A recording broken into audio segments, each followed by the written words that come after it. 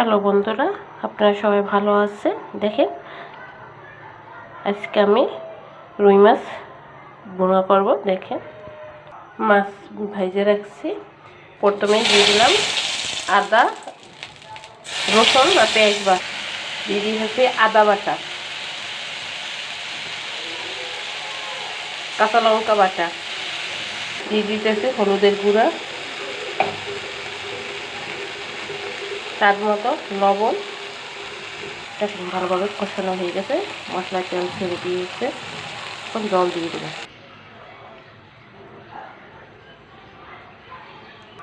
বন্ধুরা, মাছ দিয়ে দিয়েছি।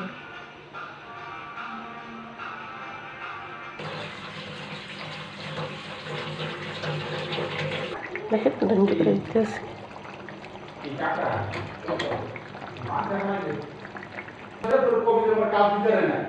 জিরার গুঁড়ি দিয়ে দিলাম 1 চামচ।